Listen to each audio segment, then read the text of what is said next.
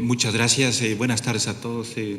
Agradezco la invitación a este congreso, al doctor Miguel Ángel y a la asociación. Y en los siguientes minutos hablaré acerca de cómo abordar un paciente con hepatocarcinoma.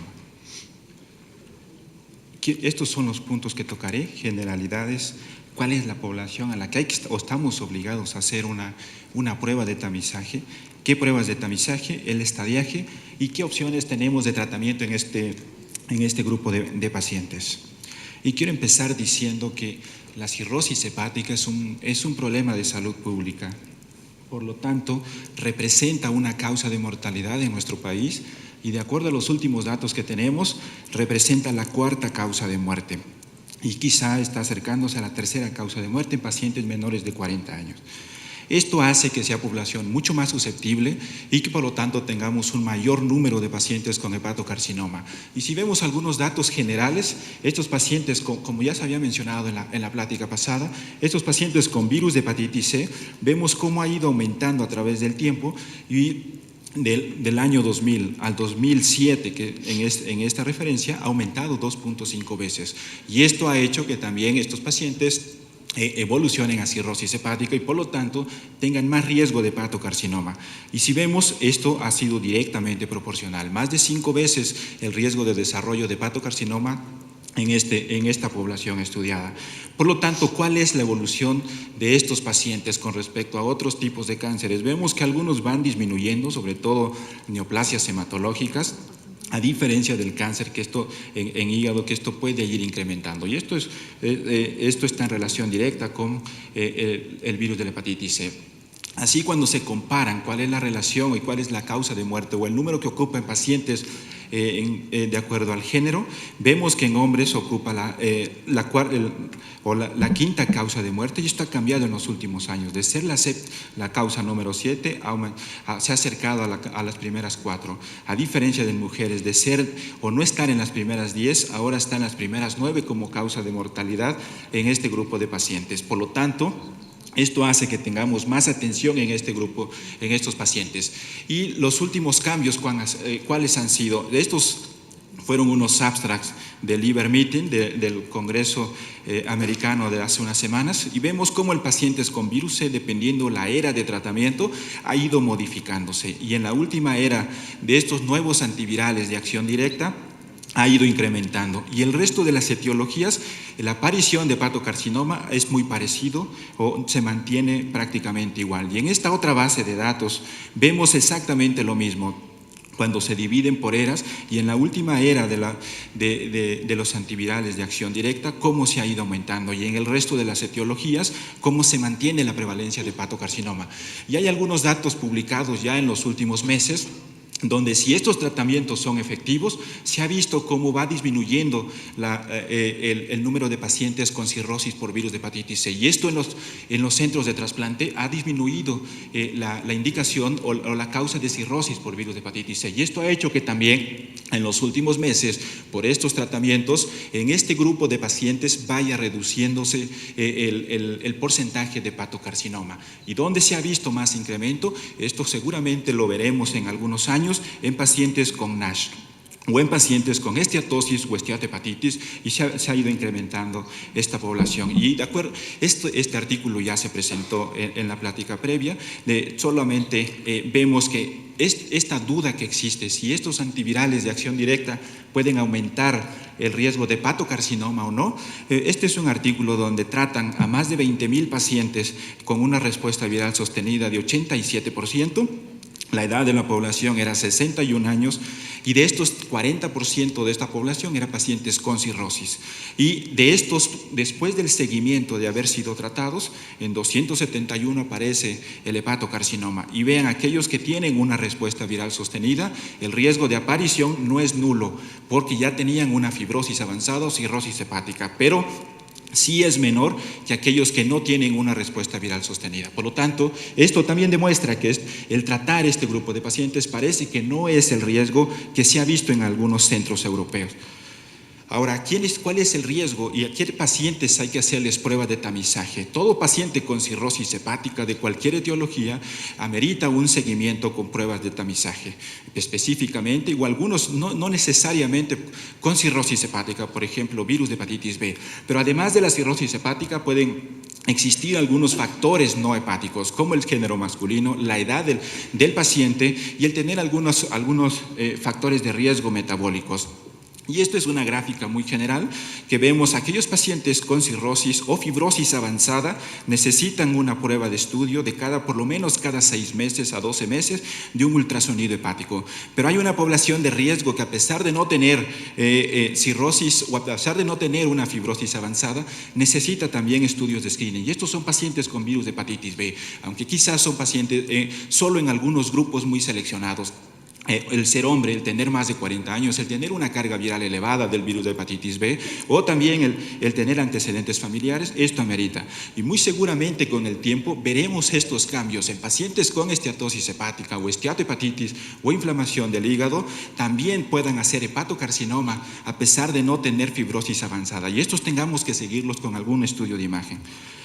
Por lo tanto, el hepatocarcinoma, si no se diagnostica a tiempo, es una causa de mortalidad en este grupo de pacientes.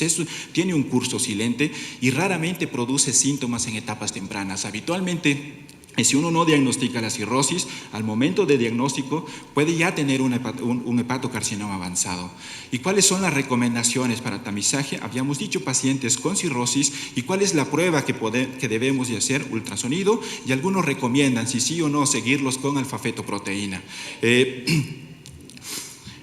Ahora, aquí vigilancia del hepato, recomendaciones por guías. La mayoría recomienda a aquellos pacientes con cirrosis o población de riesgo, específicamente hasta ahora virus de hepatitis B, y de acuerdo a las recomendaciones es un ultrasonido cada 6 o por lo menos cada 12 meses, pero hoy por hoy debemos de hacer un ultrasonido y una alfa-fetoproteína.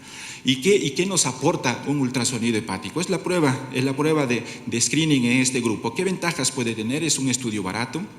Es un estudio seguro, es un buen estudio, pero ¿qué desventajas puede tener un ultrasonido? Es operador dependiente, tiene una sensibilidad limitada y quizá pueda resultar difícil en pacientes con obesidad. ¿Y cuál es la limitación principal? Es que cuando se diagnostica, cuando se ve una imagen o un nódulo en el hígado, todos estos pacientes requieren de un estudio complementario. Y este estudio complementario es un estudio dinámico. Y en este metaanálisis vemos que la sensibilidad del ultrasonido hepático es quizá ligeramente baja, 65-70%, y esto puede incrementarse ligeramente al asociarlo con una alfa-fetoproteína. Pero lo que sí se vio en este estudio es que el hacerlo cada 6 meses es mucho mejor que hacerlo cada 12 meses. Por lo tanto, en este grupo de pacientes es importante determinarlo cada 6 meses. Y aquí pueden pasar varias cosas, que en el ultrasonido veamos una lesión y esta lesión, dependiendo del tamaño que se vea, amerita el seguimiento o el complemento de estudios. Si es una lesión de menos de 1 centímetro, el seguimiento requiere de cada 4 a 6 meses en el siguiente año y medio a 2 años. Si esta lesión no crece, hay que seguir al seguimiento habitual de cada 6 meses. Pero si esta lesión crece, va a depender del tamaño en el que se encuentre. Si es de 1 a 2 centímetros, hay que hacerlo con un estudio complementario de imagen dinámico, que puede ser una tomografía computada o una resonancia magnética.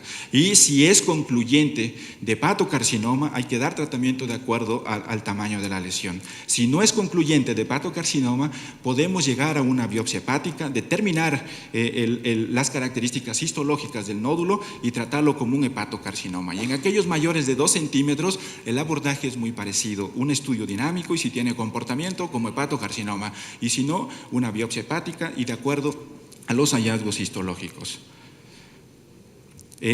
Ahora, ¿cuáles son los estudios dinámicos? Sabemos que estos tumores hepáticos están irrigados 100% o son hipervasculares y están irrigados 100% por la arteria.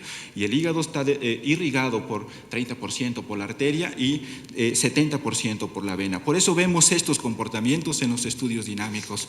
En una tomografía, en la fase arterial, vemos un realce del nódulo y esto nos aprueba de que sí es determinante de un hepatocarcinoma, y en la fase venosa vemos cómo existe una característica que es el fenómeno de lavado, y estos cambios de densidad son determinantes para este nódulo estudiado. Asimismo, también pocas veces podemos determinar o hacer un complemento con una resonancia magnética y buscamos las mismas características prácticamente. Pero ¿qué hay acerca? ¿Qué estudio pedir? Tomografía o resonancia magnética, y en este metaanálisis de 30 estudios vemos que la sensibilidad en nódulos mayores de 2 centímetros es muy parecida. La tomografía computada 80% o el área bajo la curva contra una resonancia de 90%. Por lo tanto, en mayores de 2 centímetros podemos hacer uno u otro. Es muy raro que, a menos de que exista alguna característica del paciente porque tenga claustrofobia, nos podríamos inclinar a una tomografía, o porque exista algún riesgo de la tomografía, podríamos inclinarnos a una resonancia. Lo que sí se vio es que esta sensibilidad y especificidad en lesiones de menos de 2 centímetros es mucho más pobre, y en menores de 1 centímetro no tiene ninguna utilidad. Así también debemos de tener en cuenta que estos estudios de imagen pueden subestimar la lesión o pueden sobreestimar la lesión, y cuando comparamos la lesión real en los pacientes trasplantados, a veces son más pequeños o a veces son mucho más grandes, de un 10 hasta un 30%. Y así ¿hacer biopsia o no hacer biopsia? ¿Y qué nos aportaría una biopsia hepática? A favor de la biopsia hepática, solo en aquellas imágenes que no sean concluyentes de hepatocarcinoma. Algunas ocasiones nos pueden dar información pronóstica, evitar tratamientos innecesarios cuando esta imagen no tiene comportamiento típico y puede ser requerida para algunos tratamientos experimentales. Y asimismo, ¿cuáles son en contra de la biopsia? No siempre es fácil de realizarla, no es necesario si existe un diagnóstico claro por imagen, y también tiene riesgos. Es un procedimiento invasivo, pues este paciente puede sangrar, o existe, aunque es muy bajo el riesgo, sembrar el tumor. A pesar de una biopsia hepática, puede haber falsos negativos hasta una tercera parte de estos pacientes.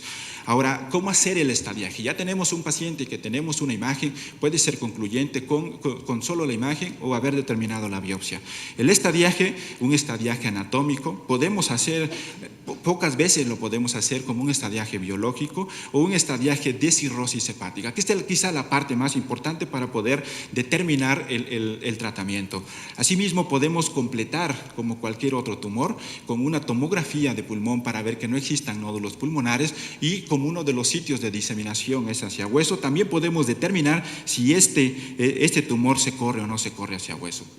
Y la clasificación más común, una de las clasificaciones más comunes, como cualquier otro tumor, el TNM. Si es un tumor menos de 2 centímetros, la probabilidad de curación es muy alta. Si es un tumor en estadio 4, cuando ya existe invasión vascular o afección extrahepática, la mortalidad es mucho mayor, como vemos en esta gráfica. Por lo tanto, la parte más importante de este grupo de pacientes es la detección de forma oportuna en el seguimiento. Ahora, ¿qué hallazgos biológicos pueden determinar también el pronóstico de estos pacientes? La invasión microvascular, que eso podemos verlo a través de una biopsia hepática, y estos incluso en los pacientes postrasplantados determina un protocolo de seguimiento. Si al momento de la biopsia vemos satelitosis, también pueden ser factores de mal pronóstico en este grupo de pacientes. Si tiene una infiltración difusa, el grado de diferenciación también puede ser un indicador de mal pronóstico, y el rápido crecimiento. ¿Esto a qué se asocia? A mayor número de metástasis de forma temprana, alto riesgo de recurrencia en el post-trasplante y falla a la terapia locorregional, pobre pronóstico, pero hasta el momento no hay un consenso de cómo actuar en este grupo de pacientes. Y quizá para determinar el tratamiento, la parte más importante es el grado de la hepatopatía. No es lo mismo un paciente que tiene un Child-A y que tiene una función hepática todavía conservada a un paciente que tiene un Child-C. Y quizá más que el tumor va a determinar la mortalidad a corto plazo, el grado de descompensación. Y quizá para determinar el tratamiento, el sistema de estadiaje es el clásico BCLC, que fue un estadiaje establecido en el Hospital Clínic, y vemos ¿Cuál es el impacto que puede tener? En estadiajes muy tempranos la supervivencia es muy alta y en estadiajes tardíos, independientemente del tumor o de la extensión del tumor y más con un pobre estado funcional, la supervivencia es muy pobre en este grupo de pacientes. ¿Y qué otros factores debemos de tomar en el tratamiento? Bueno, ya había dicho el estadiaje principalmente, la localización y el grado de función hepática. Y en aquellos pacientes, y esto nos va a determinar si damos un tratamiento curativo o un tratamiento locorregional o un tratamiento puramente paliativo. Y en aquellos pacientes con un tumor temprano de menos de 2 centímetros, estos pueden ser un tratamiento curativo. ¿Y qué opciones de tratamiento curativo tenemos? Puede ser radioablación o cirugía. Cirugía siempre y cuando aquellos pacientes tengan una función hepática conservada, bilirrubinas normales, o en aquellos donde se puede medir un gradiente, tengan un gradiente clínicamente no significativo, es decir, un gradiente de menos de 10 milímetros de mercurio. ¿Y qué ventajas puede tener una y otra? Ambas terapias son potencialmente curativos, tiene mejores resultados en tumores solitarios. Algunas lesiones pueden ser no tratables por la localización y la severidad de la hepatopatía puede tener algún papel importante en la determinación del pronóstico. Pero ¿qué pros o qué contras puede tener ambas terapias? Es que no cura la cirrosis como el trasplante hepático y puede no eliminar el riesgo de este paciente de que aparezca una nueva lesión en alguna otra parte del tejido hepático. Y cuando se analizan cuál es el impacto que tiene una u otra, a 3 o 5 años de seguimiento, vemos que no hay diferencia significativa entre usar una u otra terapia. ¿Y qué hacer con aquellos pacientes que tienen un estadio temprano? Es decir, una lesión de menos de 5 centímetros o 3 lesiones de menos de 3 centímetros. Estos pacientes habitualmente van a una lista de trasplante o a un centro de trasplante y cada centro de trasplante puede tener diferentes criterios. Esto depende mucho del tamaño del tumor, pero hay algunos centros donde cada vez se va extendiendo más el tamaño o algunos centros que utilizan los criterios de San Francisco. Nosotros nos hemos inclinado a ser más estrictos en solo usar los criterios de Milán, y esto depende mucho de la demanda de la lista y la oferta de órganos en este grupo de pacientes. Pero ¿cuál es el objetivo? En aquellos que tienen una masa tumoral de menos de 8 centímetros, bajarlos a criterios de Milán, observarlos un tiempo, y si esta enfermedad no progresa, pueden llegar a ser trasplantables una vez que están en estos criterios. Pero habitualmente los criterios que se utilicen, ya sean Up2 criterios de San Francisco o criterios de Milán, vemos que la supervivencia a 5 años libre de enfermedad, donde más impacta es en utilizar criterios de Milán. Y lo que ahora se ha utilizado es la alfa-fetoproteína. ¿Y qué impacto puede tener la alfa-fetoproteína? Se ha visto que aquellos que tienen ya más de 1000 de niveles de alfa-fetoproteína tienen más riesgo de invasión microvascular, y estos se trasplanten en los criterios que se trasplanten, la probabilidad de recurrencia post-trasplante es más de la mitad de estos pacientes. Ahora, ¿qué hacer con aquellos pacientes que están fuera de trasplante? Es decir, fuera de criterios de Milán. Existen terapias locorregionales como embolización o radioembolización con itrio 90, que nosotros no estamos aprobados para utilización de este fármaco, pero puede tener algunas ventajas: disminuir la masa tumoral, incrementar la supervivencia, y en aquellos también pacientes que van a la lista de trasplante y que se encuentran en criterios de Milán, se utiliza la embolización como una terapia puente para este grupo de pacientes. Y existe un pequeño grupo que ya se sale fuera de cualquier tratamiento, independientemente del tamaño tumoral, pero una hepatopatía muy avanzada, está determinado. Esto solamente es un tratamiento sintomático, pero en aquellos que ya tienen una invasión vascular o que ya tienen enfermedad extrahepática, ¿qué opciones de tratamiento podríamos tener? Y hoy por hoy las guías recomiendan un inhibidor de quinasa como sorafenib, o recientemente aprobado un inmunoterapia, que es un inhibidor de PDL1, y esta es la ventaja que ganamos con estos pacientes. La supervivencia en el estudio de Sharp clásico, vemos que el sorafenib incrementó a 10.7 meses, a diferencia del grupo placebo, 3 meses prácticamente de supervivencia ganada en los pacientes que utilizan sorafenib, y quizá con el nivolumab o la inmunoterapia pueda prolongarse más el tiempo de enfermedad estable. Y finalmente, también en este grupo de pacientes pueden existir terapias de segunda línea como regorafenib, y muy seguramente en el tiempo veremos alguna terapia de segunda línea como inmunoterapia o incluso terapias de tercera línea para este grupo de pacientes. Y en conclusión puedo decir que lo más importante de cómo impactar en este grupo de pacientes es el tamizaje con ultrasonido y alfa-fetoproteína, a pesar de que no todos los pacientes pueden estar elevando, pero puede ser un complemento en este grupo de pacientes. ¿Cómo corroborar aquellas lesiones vistas por ultrasonido? Es a través de un estudio dinámico de resonancia o tomografía, y en etapas tempranas lo ideal es un tratamiento curativo, que puede ser una terapia regional, ablación por radiofrecuencia, una resección o incluso un trasplante hepático. En aquellos pacientes con una enfermedad avanzada, la terapia va a ser determinada, o la terapia locorregional depende del tamaño tumoral, del número de lesiones, de la localización y quizá también de la experiencia que se tenga en el centro. Muchas gracias por su atención.